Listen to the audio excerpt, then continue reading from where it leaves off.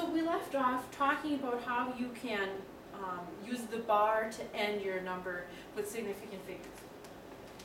So you place the bar over the last significant digit, and that identifies how many numbers you have that are significant.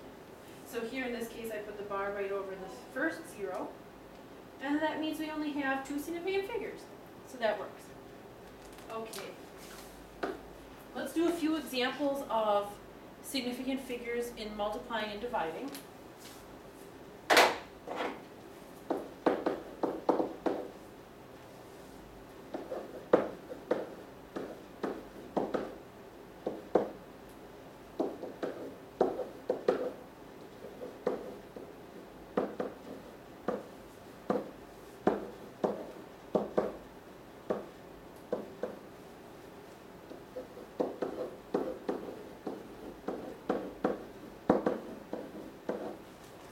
This is another kind of common notation for multiplying.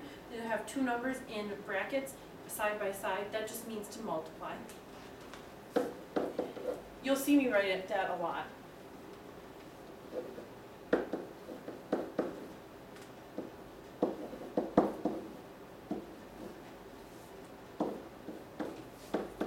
And here's another common notation for multiplication, and that's the big dot in the middle between two numbers. That just means multiply as well.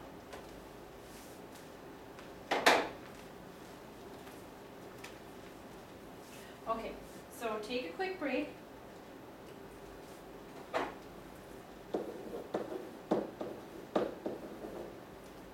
And answer these questions. I don't have them done.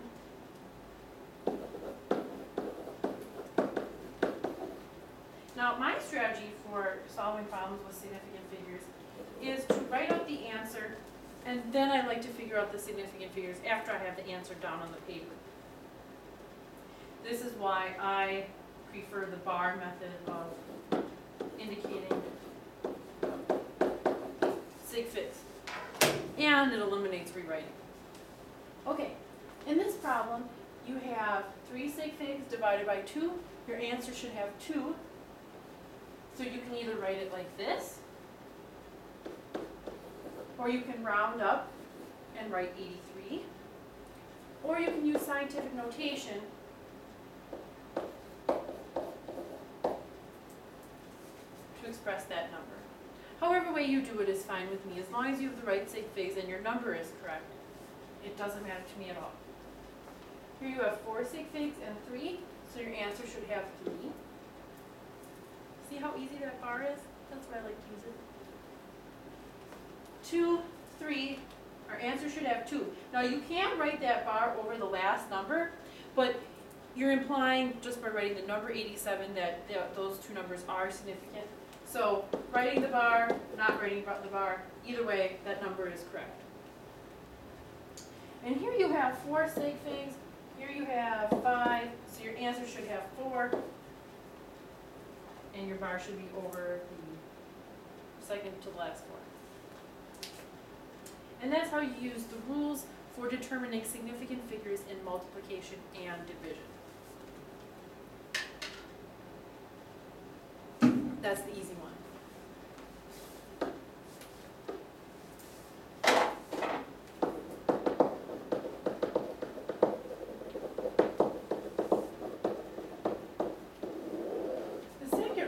Is for when you're adding or subtracting.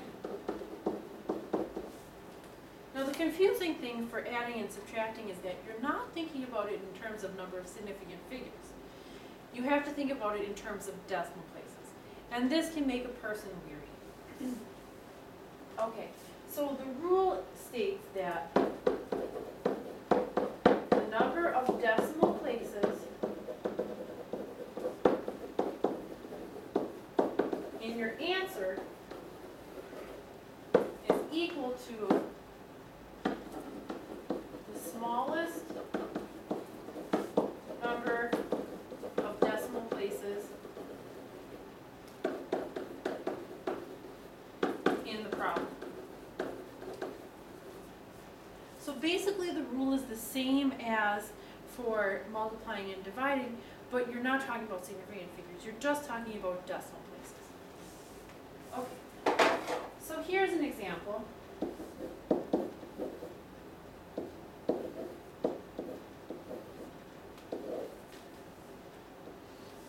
3.12 minus 0.12. Easy math we can do on our heads. 3.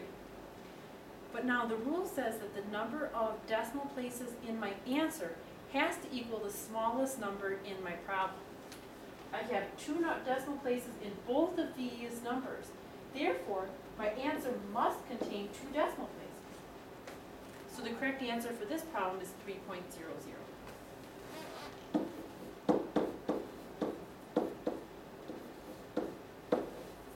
What if we have 3.15 plus 5? Our answer would be 8.15. Now look at the rule.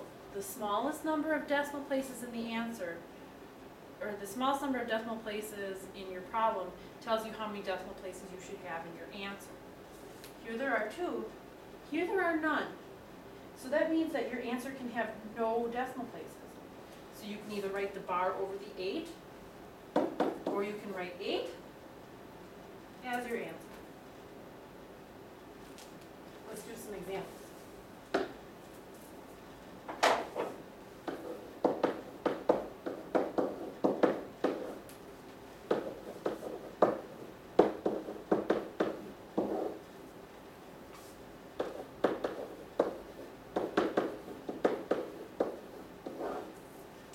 Okay.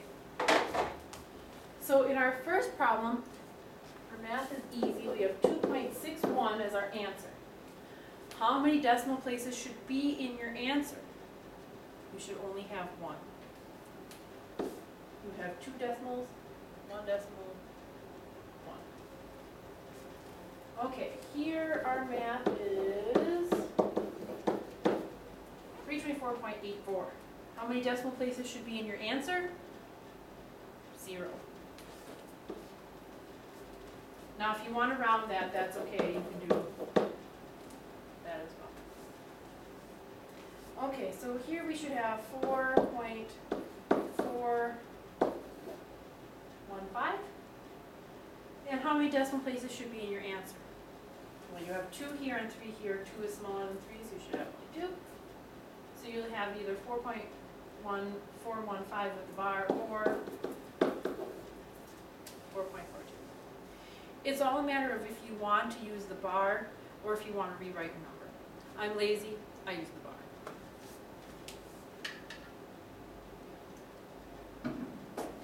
Now, let's talk about something tricky.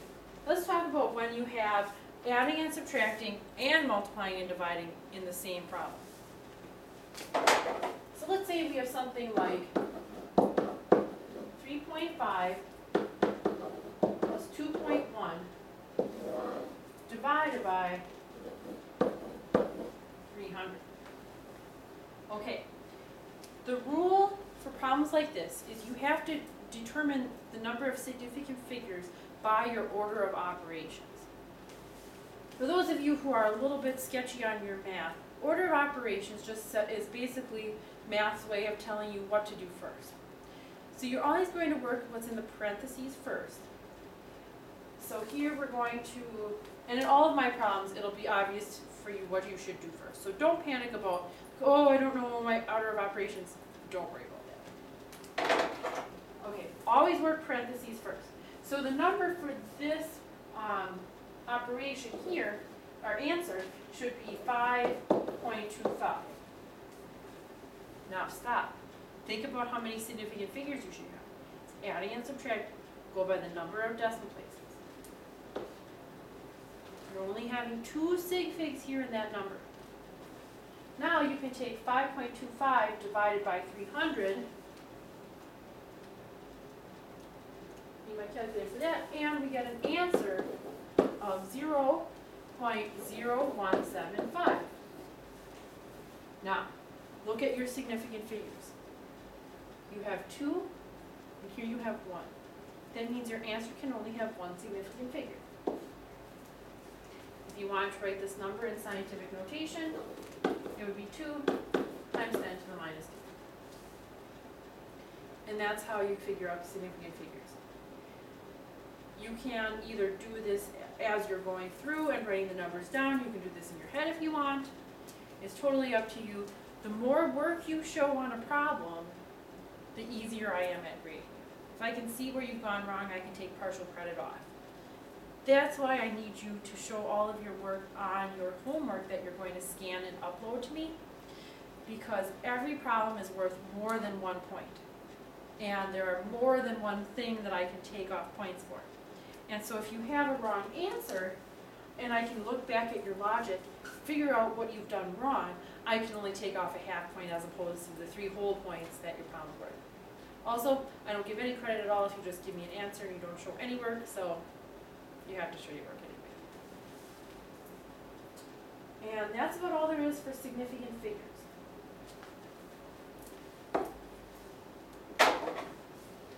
So now we're going to spend the last bit of this lecture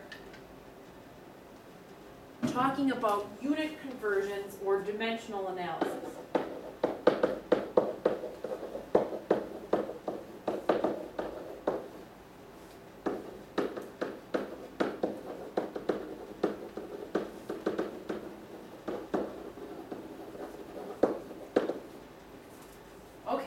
So in unit conversions, all you're doing is transferring a number in a particular unit to another unit. All of you know how to convert units already because you are nurses. All I'm going to be showing you is my convention, my methodology for converting units, and I want you to follow this convention because it's the best, the easiest, the most clear way. So whatever way you do in practice is okay. Just make sure that you are writing clearly so that I can understand what you're doing. Okay, so when you are converting units, or in other words, going from one unit to another, you'll need your yellow sheet for this. Always what you're going to do is, and let's take a look at your homework so that we can be working an example while we're doing this. Let's do on page 3, number 1, on the bottom. It says, using the dimensional analysis method of unit conversions, blah, blah, blah. We're going to do number 1 on page 3. Okay, so you're given this number in milligrams, and you need to convert that into kilograms. Okay, this is the method that you should always use. You're going to set up a bracket. And what you do is you put the number that you're given on the top of the bracket along with its unit. If you have a one-dimensional unit, milligrams, grams, milliliters, kilograms, etc., you're always going to write the number 1 underneath the top of your first bracket. That's just the placeholder, it's just for convention, it's so you don't get confused. Now, this is the important thing. In the next bracket, you are always going to want to cancel out the unit that's on the top of this bracket before it. Okay, so we know we need to put something with milligrams there. Now the next thing to do is to, if you're not familiar with the metric system in this case, look at your yellow sheet and figure out where you can convert from milligrams to kilograms. Okay, so if you look at the back side, it shows you all a whole bunch of things. There's no direct way to go from milligrams to kilograms. But you can see from the yellow sheet that 1,000 milligrams equal 1 gram, and then that 1,000 grams equal 1 kilogram. Okay, so now, the next strategy to do is to take your unit conversion, and what you're going to do is you're going to match up the number with its unit on the same part of your bracket. Here you have 1,000 milligrams equals 1 gram. So the 1 gram is what goes on the top of this fraction. And now just a really basic thing about multiplying and dividing. if you divide a number by that same number, you get 1. So when you cancel out these units, when you're dividing by the same unit, they basically just cancel out. And so after this math, you'd be left with your unit in terms of grams. But we're not looking for grams, we're looking for kilograms. So we need to go one step further. And now remember what I said, you have to put this unit that's on the top on the bottom in the next bracket. And then that number always goes together. And then you have 1 kilogram on top. Your units are going to cancel out. And after all is said and done, you do all the multiplying and dividing, you'll be left with kilograms, which is the unit that you want. That is good. Okay, now once you've gotten to the end point where you've got the unit you're looking for, all you have to do is the math. Everything on the top gets multiplied, and everything on the bottom gets divided. So now you're going to divide this number by 1,000, and by 1,000 again. So the number you'll get for an answer then, will be 3.190 times 10 to the minus 3 kilograms. If you don't believe me, use your calculator.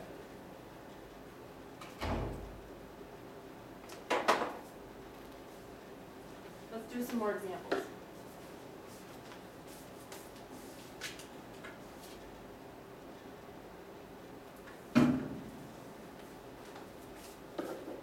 Let's do number 6.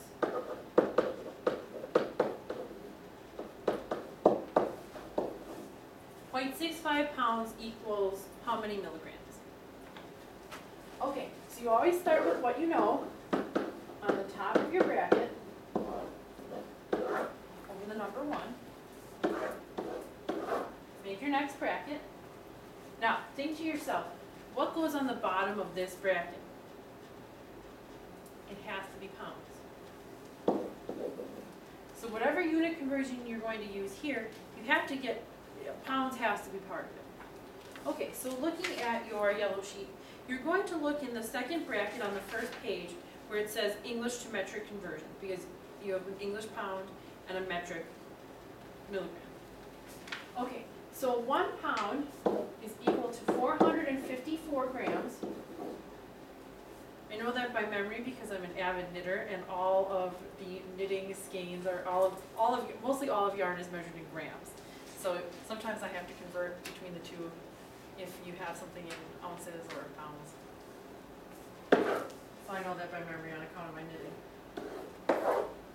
Okay, so you can go from pounds to grams, and then you can go from grams to milligrams.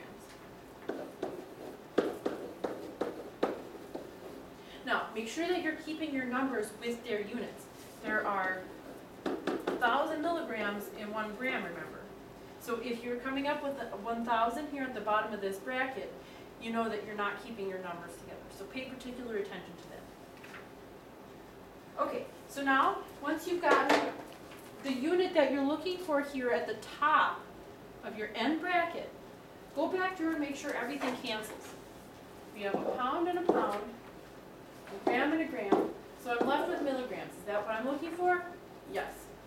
Okay, so do your math, and after doing your math, you should get 2.951 times 10 to the 5 milligrams. Now, from now on until the end of our 8 weeks together, always when you write an answer down, before you circle it, think to yourself, do I have the right number of significant figures? If you don't ask yourself that after every math problem, chances are you don't have the right sig figs. And every time you don't have the right sig fig, it's minus a half point. I had a student once in general chemistry who dropped a full grade from an A to an A minus, simply because she never bothered to learn significant figures. She went on to have a chemistry minor, and that really cost her as she went on in the chemistries because she never then bothered to learn significant figures. So yes, it's tedious, yes, it's annoying, but it's important. Okay, so how many sig figs should you have? Now, this brings brings up a really important problem. All of the numbers on your yellow sheet are exact. I want you to write that on your yellow sheet. All of these numbers are exact. Therefore, we don't ever take any of these into consideration when determining significance. So even though this number, this 1,000 here, even though this has one sig fig in the way that we determine sig figs, the number is exact. That means that it has infinite significance, even though there's no decimal point there. Because it would be the same if you wrote 1,000 or 1,000.000 into infinity, because it's an exact number. So all of these are exact. We don't worry about them for significant figures. So all you have to do is look back at the number that you were given at the beginning. That will inform how many sig figs you should have. There are 2. Therefore, you should only have 2 in your answer. I like it when the answers are circled. So please do that when you're writing your homework down. Okay. Let's do one more example of this.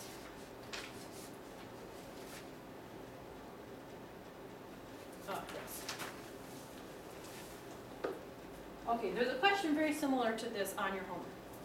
Let's say that my husband drives a Buick Century that I inherited from my grandma. It's a 1993, and she doesn't get too good of gas mileage. So we figure that on the highway she probably gets about 16 mpgs. We're thinking about buying a new car. We've got 2 little kids, and they've got a lot of stuff. So we're thinking about buying a minivan, and we want something that has better gas mileage. Let's say the best kind of gas mileage I can get for a minivan is 30 mpgs.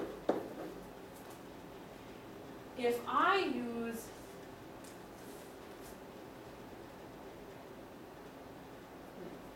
I don't want to try to make it too complicated. So if I have 16 miles per 1 gallon,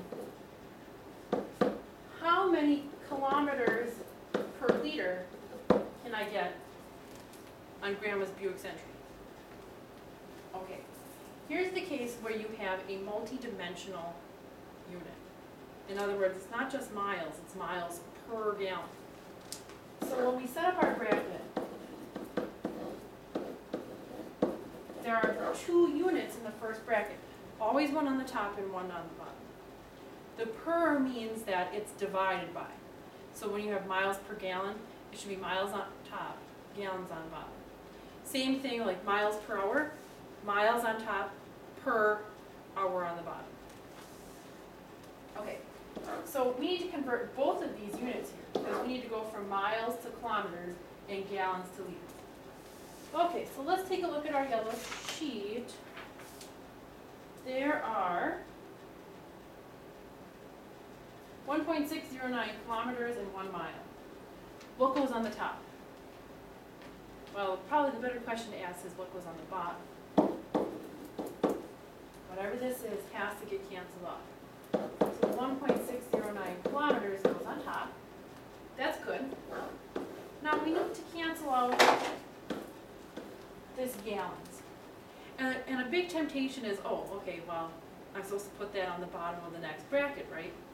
Well, if you were to put gallons down here, you'd be having 2 gallons on the bottom, they wouldn't cancel out. So that gallons needs to go on. Okay, so how many gallons are in a liter? Or vice versa? There are 3.78 liters in 1 gallon. Do my units cancel?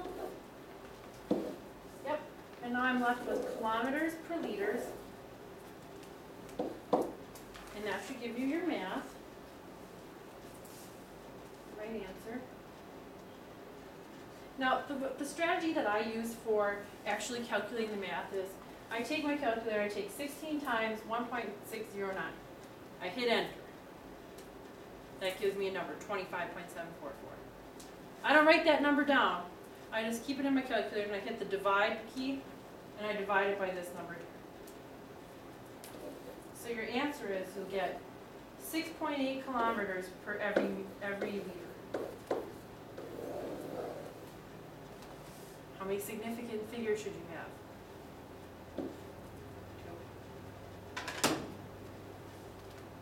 And that's how you use multidimensional units in unit conversions. That's all the information I have for you for tonight's lecture.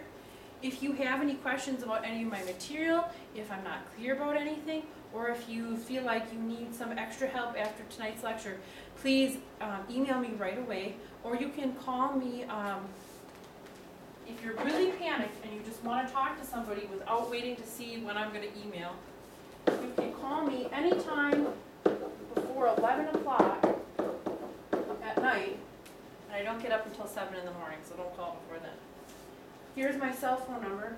I do respond to email usually within the half hour. So if you have an email question, unless it takes me a really long time to write a response, I do get back to you pretty quickly. Thank you for putting up with my first lecture, and be sure to ask any questions. Oh, one more thing. On your homework, you'll notice on page 4 there's a big old line about a third of the way down. That means that if you want to start your homework now, after you've watched tonight's lecture, get that out of the way, you have enough information to work all the way up through that first line.